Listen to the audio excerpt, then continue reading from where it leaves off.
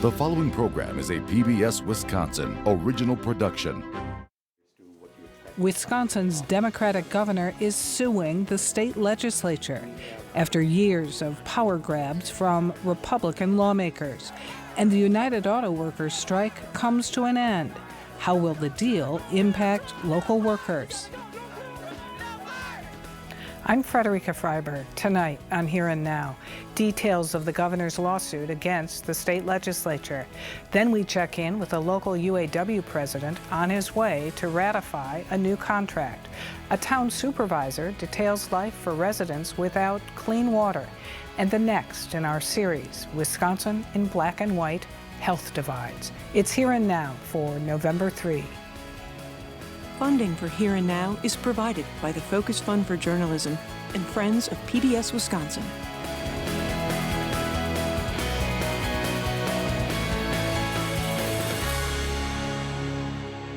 Democratic Governor Tony Evers says he's had enough. And so this week he filed a lawsuit against the state legislature, saying Republicans are holding hostage pay raises for tens of thousands of UW state employees. We should know PBS Wisconsin is part of UW-Madison. Senior political reporter Zach Schultz has more. Earlier this month, the Republican-led Joint Committee on Employment Relations, co-chaired by Assembly Speaker Robin Vos, signed off on raises for all state workers, except employees of the universities of Wisconsin. It was the last straw for Democratic Governor Tony Evers. The Republicans decided that 35,000 people that work for the UW system shouldn't get a raise without having any legislation that gives them that authority. That's just bull. And so that was the defining moment right there. The raises were already approved in the state's biennial budget. The lawsuit, brought by Attorney General Josh Kaul on behalf of the governor, alleges this and other actions by GOP-led committees are violating the Wisconsin Constitution and intruding into executive powers. Evers further says Republican legislators are unconstitutionally obstructing basic functions of government. Other alleged violations from Republican-controlled committees include the Joint Committee on Finance has repeatedly blocked conservation projects selected under the Knowles-Nelson Stewardship Program, and the Joint Committee for Review of Administrative Rules is blocking updates to the state's commercial building standards and ethics standards for licensed professionals. There's nothing in law or the budget that was passed, which is law, to say that the Speaker or the Republicans in general, leadership can say, well, that 4%, you're not going to get it, or you might get it if you do X, Y, and Z. None of that's in law.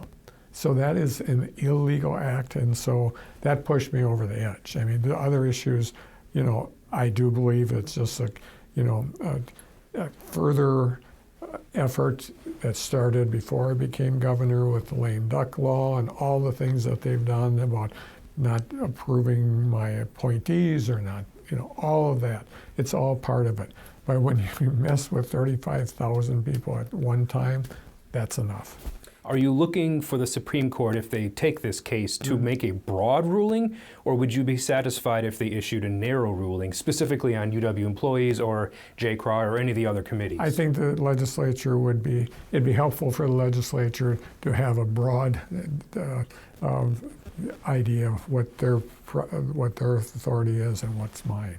That would be the best of all alternatives. But we have to, at the end of the day, we have to make sure that we pay people what they should be paid. So I think the best alternative would be a broad, sweeping thing saying, this is what your job is, this is what the governor's job is, start behaving. You mentioned the lame duck laws, and some of these actions you're referring to came out of the lame duck laws. So is this, in effect, another lawsuit attempt to relitigate some of those issues that were passed into law under the previous administration? Yeah, I mean, because of that actions, we've always felt that they're wrong-headed, and so if we have to make some changes, that's fine.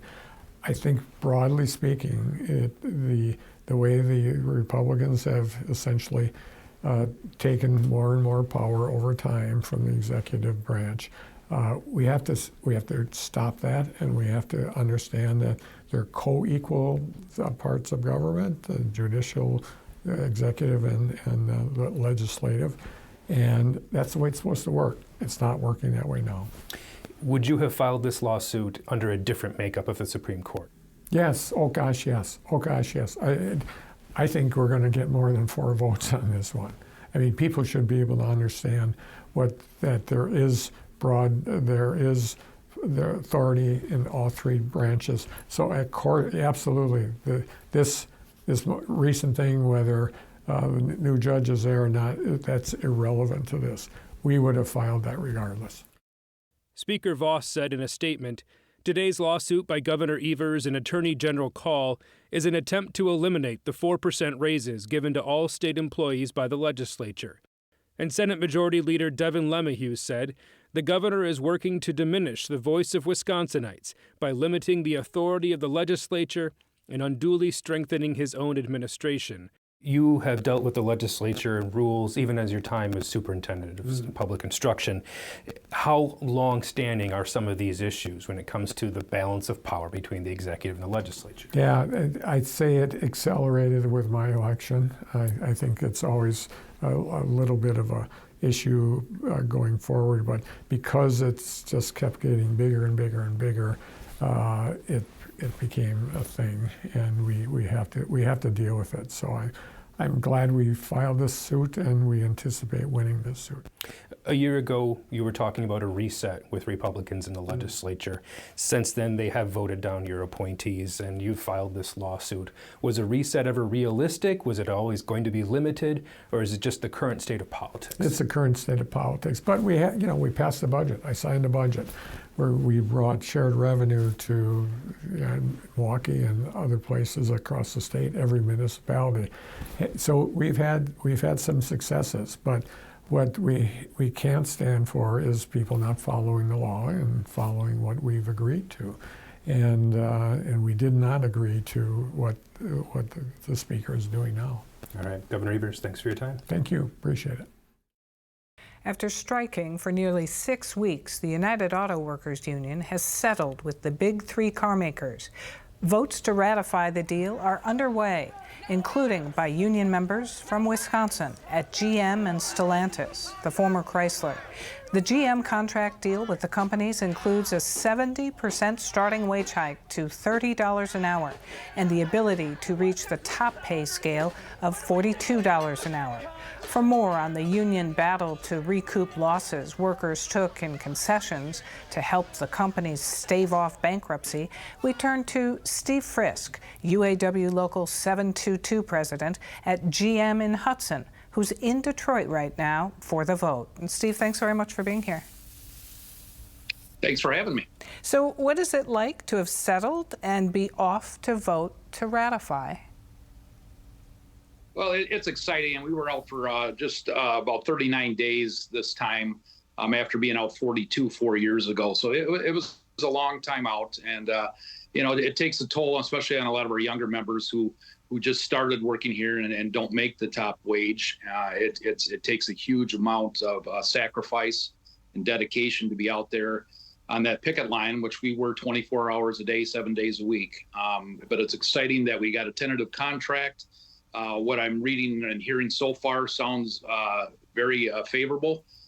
We will be rolling that out this afternoon for all the presidents and chairmen of the UAW General Motors departments across the country. And then we will take a vote on whether to send it to the membership for a ratification vote. So that's what we will be doing this afternoon. Would you expect this to be ratified by members? What I've seen so far, yes, I really do. It's a huge increase, especially for our younger members. It's bringing them up to the wages that the legacy employees that have been here for a long time are at. It's getting rid of the tiers, which we have been arguing and fighting for since they were implemented back after the near bankruptcy in 2008 and 2009. Unions were based on equal pay for equal work.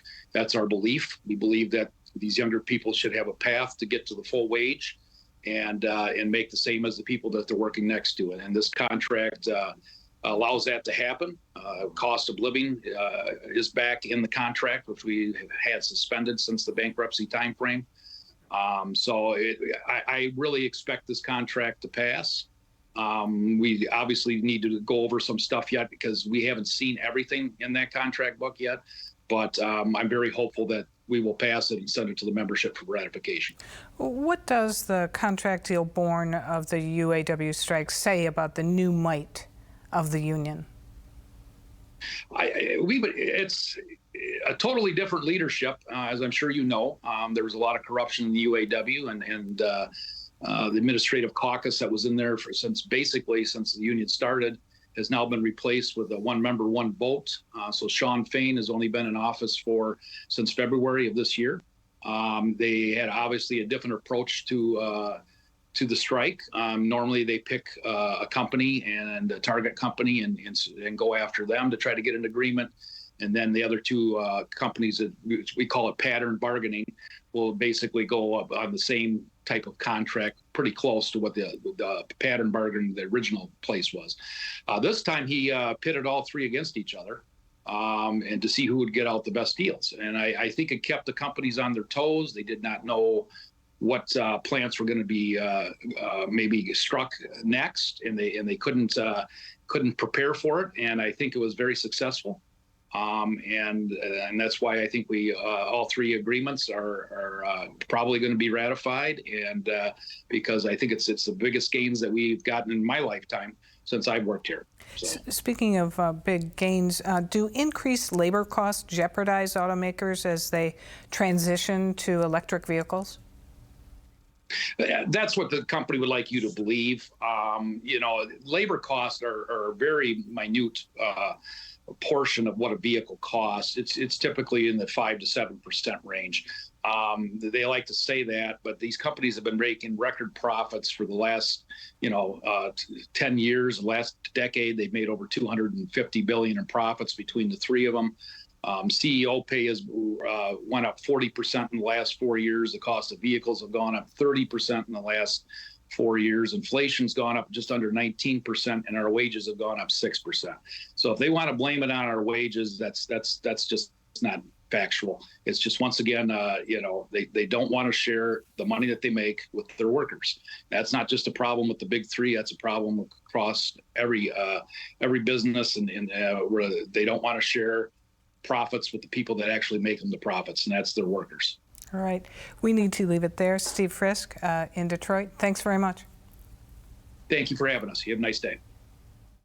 Town of Campbell residents on French Island this week filed a $42 million lawsuit against the neighboring city of La Crosse for contamination from the cancer-causing forever chemicals, or PFAS. Red dots on this DNR map show areas where water samples on the island exceeded hazard levels. The agency has named the city of La Crosse as the responsible party for the widespread contamination related to firefighting foam that was used for decades at the city's airport. PFAS were first discovered in La Crosse municipal wells and then in private wells. More than 2,000 residents there are receiving bottled water from the DNR as a result. For an update on the town of Campbell's water woes, we turn to Lee Donahue, a member of the town's Board of Supervisors. And thanks very much for being here. Yes, thanks for inviting me. So Lee, how long have residents been using bottled water, and what kind of hardship is that? So residents have been using bottled water that has been paid for by the DNR since spring of 2021. We were first notified that there was a possibility that there was contamination in our water in October of 2020, so we're coming up on 3 years. And the hardship is, imagine trying to move a 5-gallon jug of water. They're unwieldy, they're heavy. You have to find a place that you can store them that is climate controlled. You can't leave them in your garage or your front porch or back porch or your breezeway, because they will freeze during the winter time. So it's a tremendous hardship for people to find places to store them and to be able to just heft them around and deal with the physicality of using large bottles of water. How long before the DNR started supplying bottled water was PFAS seeping into the wells? Well, truthfully, the PFAS could have been seeping into the wells as early as 1970. That is the period of time that the city of La Crosse Airport was using the AFFF, and it's likely that it's been there for 40 to 50 years. We really don't know. It was only discovered first in 2014 in one of the city wells that's co-located on the island, and then it was found in a second well in 2016, and then we were notified in 2020. So what is it like for people living there to have this dangerous contamination part of their everyday lives? You change everything that you do, from when you wake up in the morning and you brush your teeth with a little bottle of water at your bath, at your sink. You can't grow foods that you eat in the soil. You can't use your sprinkler to water foods that you would grow in your backyard. I have a raspberry patch that's probably 50 feet long and 10 feet wide.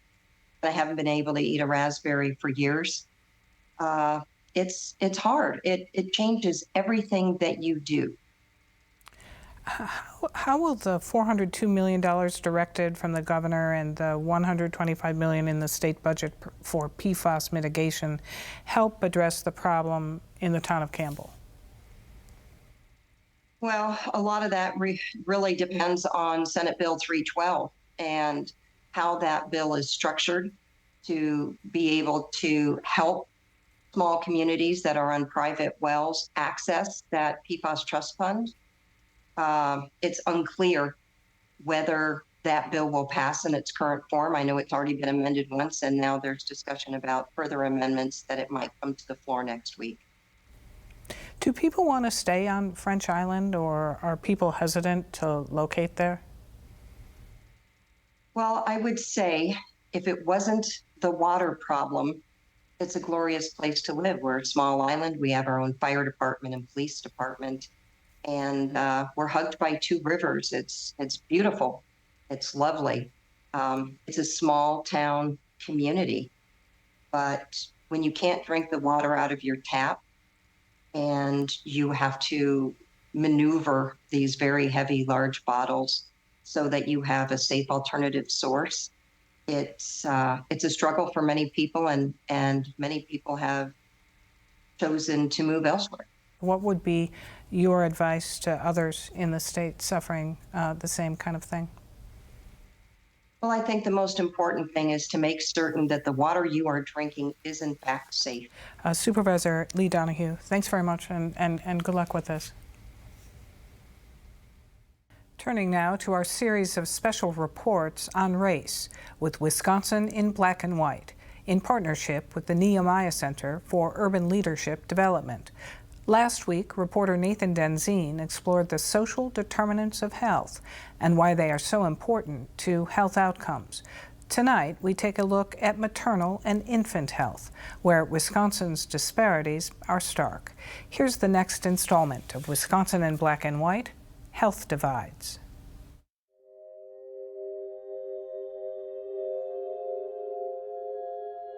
The harsh reality is, from the first day they are born, Black babies are much less likely to thrive and more likely to die than white infants in Wisconsin.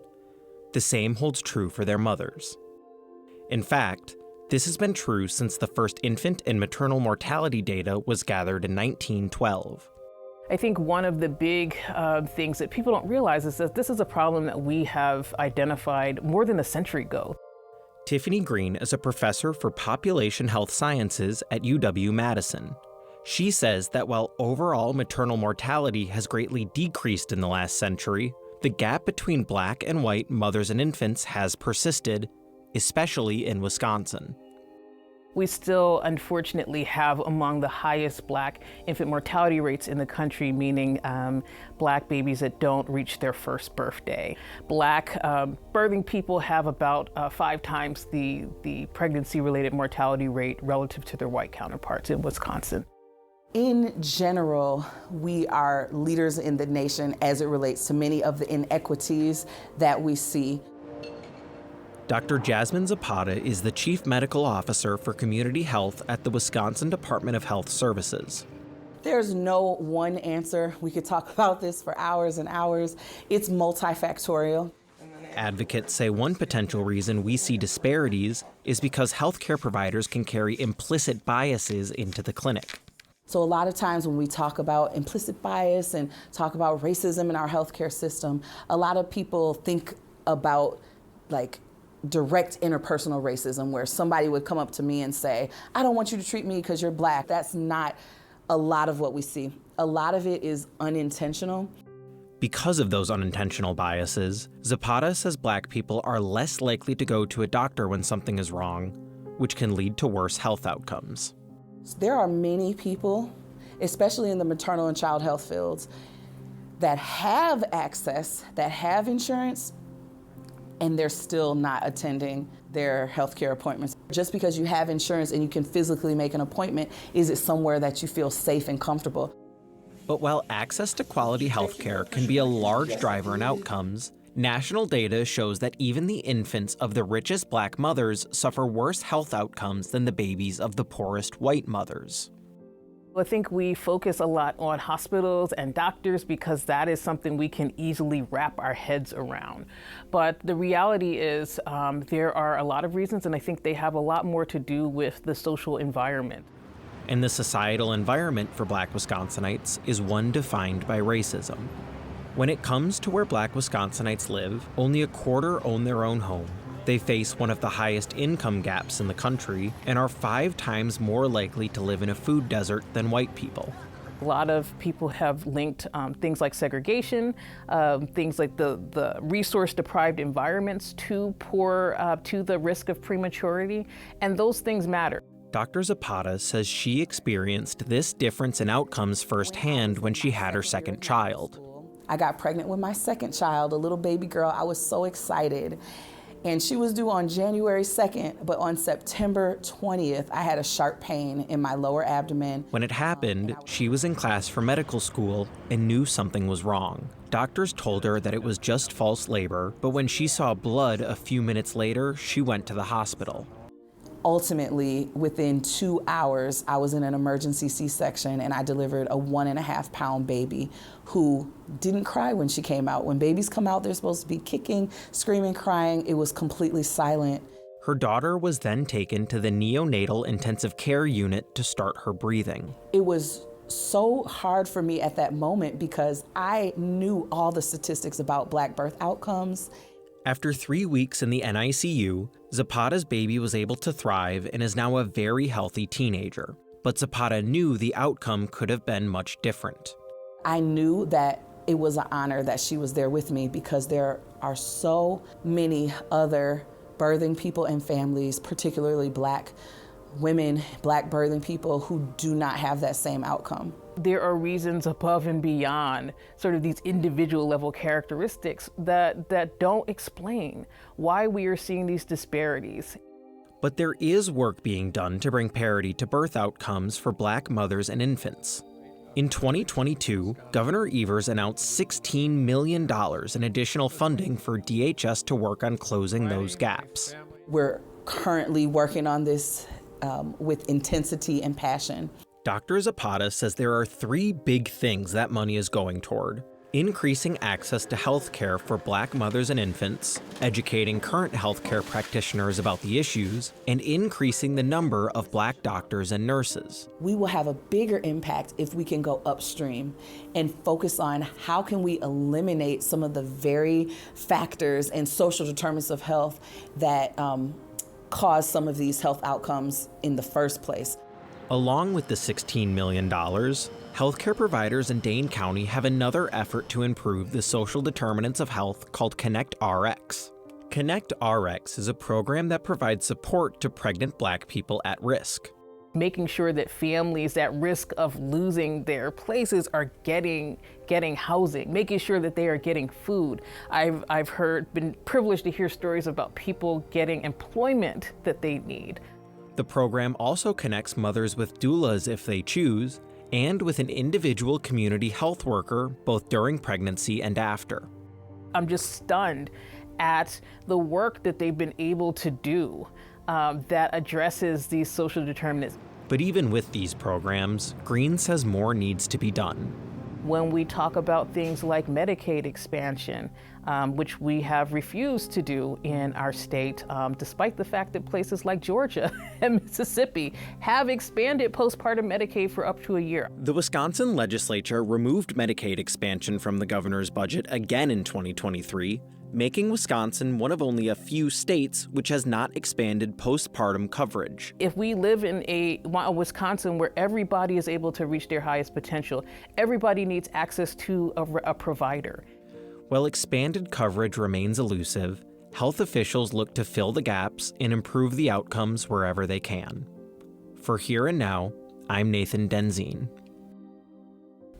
Next week on our program, Here and Now reporter Aditi Debnath brings us the first of two stories, speaking with Wisconsin residents with family and friends now in Israel and Gaza. Hear their fears and hopes in the midst of heightened violent rhetoric and social media misinformation. Also, what led to this point and what people are doing to help.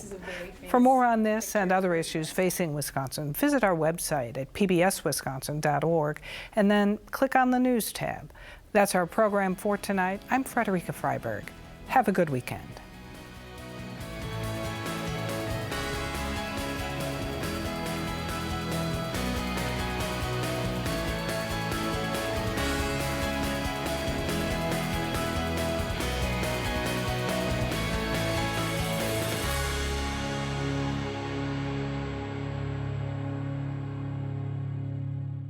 Funding for Here and Now is provided by the Focus Fund for Journalism and Friends of PBS Wisconsin.